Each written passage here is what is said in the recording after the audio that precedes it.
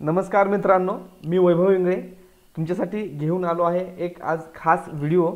आजच्या या व्हिडिओमध्ये आपण गावानुसार नवीन लाभार्थी यादी पाहणार आहोत, ज्याच्यामध्ये ई-केवायसी कंप्लीट झालेल्यांची लिस्ट, नवीन रजिस्ट्रेशन असेल तर त्याचं स्टेटस, रिजेक्ट झालेलं नवीन रजिस्ट्रेशनची यादी, त्याचबरोबर रजिस्ट्रेशन पेंडिंग असलेली यादी, गावामध्ये एकूण किती लोकांनी लाभ घेतलेला आहे, त्याचबरोबर किती लोकांना योजनेतून वगळलेलं आहे म्हणजे इनएलिजिबल, असं बरीचशी माहिती आपण या व्हिडिओमध्ये पाहणार आहोत। तर व्हिडिओ नक्की शेवटपर्यंत पहा, अत्यंत महत्त्वाचा व्हिडिओ आहे। आणि तुम्ही चॅनलला नवीन असाल तर चॅनलला सबस्क्राईब करा, असेच माहितीपूर्ण व्हिडिओ तुम्हाला मिळत राहतील। चला तर पाहूयात व्हिडिओ।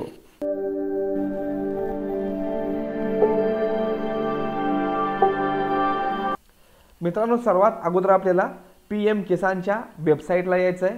त्या वेबसाईटची लिंक मी तुम्हाला डिस्क्रिप्शन बॉक्समध्ये दिलेली आहे। इथं येण्यासाठी तुम्हाला ब्राउझरमध्ये PM किसान एवढंच टाकून सर्च करायचं आहे। सर्च केल्यानंतर तुमच्यासमोर एक अशा प्रकारचं पेज ओपन होईल, ज्याच्यामध्ये pmkisan.gov.in याच्यावरती क्लिक करायचं आहे। क्लिक केल्यानंतर तुमच्यासमोर PM किसानचं हे होम पेज ओपन होईल। आता इथं आल्यानंतर तुम्हाला बरेचसे ऑप्शन इथं दिसतील। फार्मर कॉर्नर आहे, ज्याच्यामध्ये ई-केवायसी आहे। जर एखादा शेतकरी याच्यामध्ये अपात्र असेल तर त्याला ऑनलाईन रिफंड इथं भरावा लागणार आहे, त्याचं इथं ऑनलाईन रिफंडची सुविधा दिली आहे। नवीन रजिस्ट्रेशन केलं नसेल आतापर्यंत तर अशा लोकांना इथं न्यू फार्मर रजिस्ट्रेशनमध्ये जाऊन फॉर्म भरायचा आहे, त्यांना देखील पेन्शन लागू होईल सर्व कागदपत्र तपासल्यानंतर। त्यानंतर आधारमध्ये काही डिटेल एडिट करायचे असतील, फेल्युअर रेकॉर्ड असतील तर इथं तुम्ही एडिट आधार फेल्युअर रेकॉर्डमध्ये जाऊ शकता। बेनिफिशरी स्टेटसमध्ये आतापर्यंत मिळालेल्या हप्त्यांची आपण माहिती पाहू शकतो। त्याचबरोबर खाली बेनिफिशरी लिस्ट आहे। इथं जर तुम्ही हा मॅप पाहिलात तर या मॅपमध्ये आतापर्यंत किती लोकांना पेमेंट मिळालं आणि राज्यानुसार ही आपल्याला कलर जो दिसतोय, हा कलर असेल तर 80 ते 100% लोकांना इथं पेमेंट हे झालेलं आहे। हा कलर जो दाखवतो तो 0 ते 20% लोकांपर्यंत पेमेंट पोहोचले, असं वेगवेगळ्या प्रकारचं कलरनुसार इथं मॅप दिलेला आहे। तर आपल्याला इथं डॅशबोर्डवरती क्लिक करायचं आहे। डॅशबोर्डवरती क्लिक केल्यानंतर विलेज डॅशबोर्ड असं तुमच्यासमोर ओपन होईल। इथं आपल्याला आपलं राज्य सिलेक्ट करून घ्यायचं आहे। आता मी महाराष्ट्र राज्य सिलेक्ट करतोय। त्यानंतर डिस्ट्रिक्टच्या ठिकाणी तुमचं शेत ज्या ठिकाणी आहे तिथला जिल्हा आपल्याला निवडून घ्यायचा आहे। त्यानंतर सब डिस्ट्रिक्ट म्हणजेच तालुका, तुमची शेती ज्या तालुक्यामध्ये आहे तो तालुका निवडायचा आहे। आणि सर्वात शेवटी विलेज म्हणजेच तुमची शेती ज्या गावामध्ये आहे त्या गावाचं तुम्हाला इथं नाव दिसेल ते सिलेक्ट करायचं आहे आणि शो बटनावरती क्लिक करायचं आहे। जसं तुम्ही शो बटनावरती क्लिक कराल तुमच्या समोर अशा प्रकारचा एक डॅशबोर्ड ओपन होईल। या गावामध्ये एकूण 179 जणांनी रजिस्ट्रेशन केलेलं आहे, त्यापैकी 138 जणांना संपूर्ण पेमेंट मिळालंय, तर 28 जणांना थोडंसं म्हणजे पार्शियल पेमेंट मिळालंय, 13 जणांना कुठलंही आणखीन पेमेंट मिळालेलं नाही। तर इथं आधार स्टेटस जे आहे ते आधार ऑथेंटिकेशनसाठी 156 जणांनी ऑथेंटिकेशन केलं होतं, त्यापैकी सक्सेसफुल ऑथेंटिकेशन 148 जणांचं झालं आहे आणि 8 जणांना यामधून इनएलिजिबल अपात्र ठरवण्यात आलेलं आहे।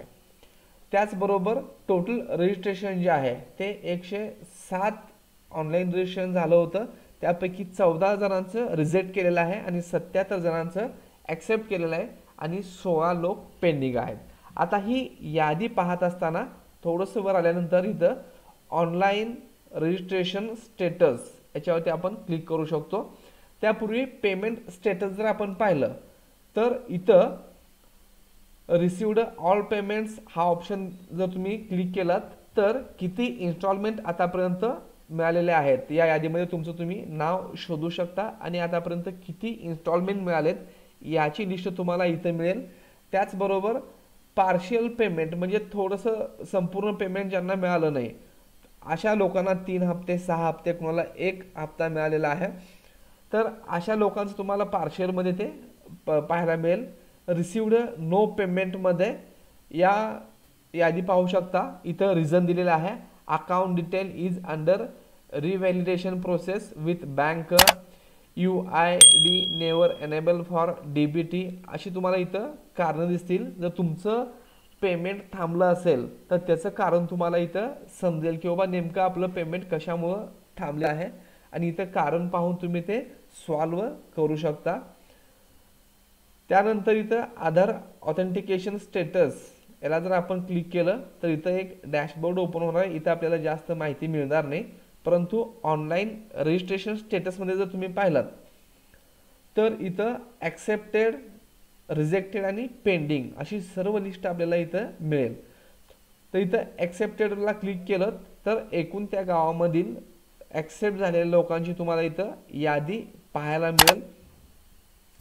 त्या यादीत तुमचं नाव पाहून घ्या. रिजेक्ट झाला असेल तर या रिजेक्टेडमध्ये तुमचं नाव आहे का पहा. जर रिजेक्ट झाला असेल तर पुन्हा एकदा ॲप्लिकेशन करा. काही चुका असतील तर रिजेक्ट होऊ शकतं.